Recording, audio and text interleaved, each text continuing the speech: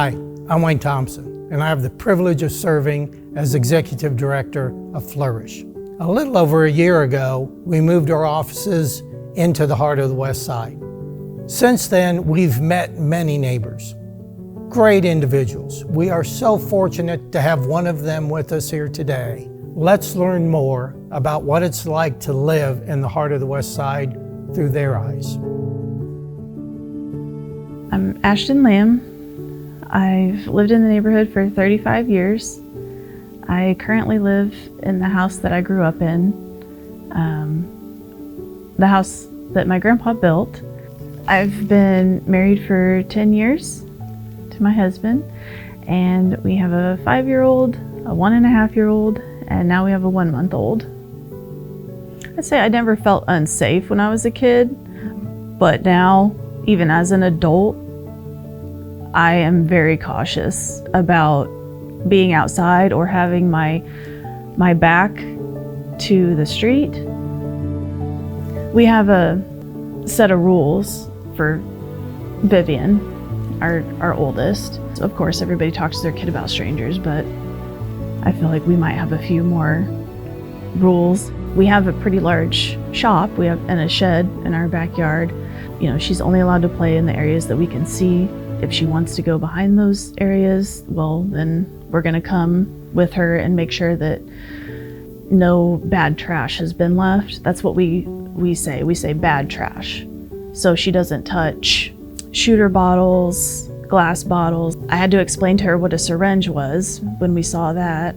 And one of the first things we had to talk to her about was if somebody jumps that fence, you need to scream as loud as you can and run to the back door. It makes me sad because that wasn't my experience growing up. And to her, those issues are normal.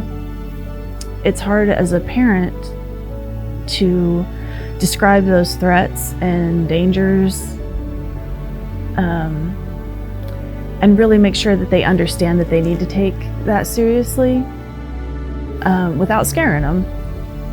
Without scaring her. So we do face some pretty unique challenges here, but we want to stay. It's definitely our home.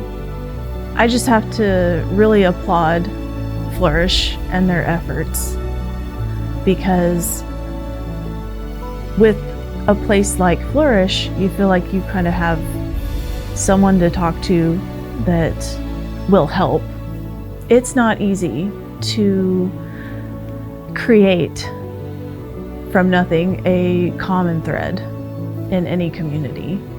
And I think Flourish has done really well making us feel more connected to our neighbors and to the community, because they've shown that they are going to be a constant.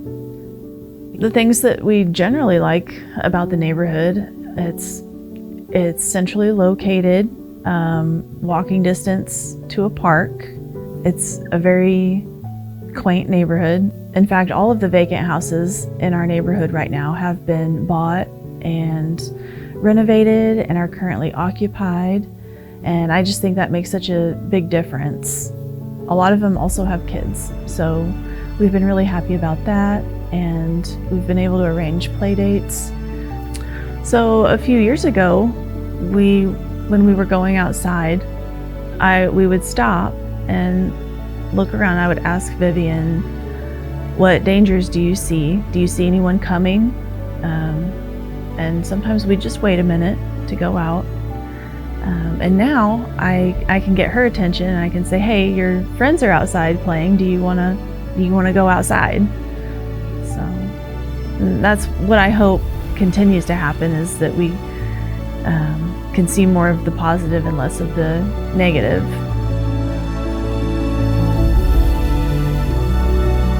Next week, I'm excited to share with you some of our experiences from 2024 and some of the incredible things that we're looking forward to in the coming year. As we look to the future, with God's leading, we will continue to build relationships and transform lives as we serve the needs of our community.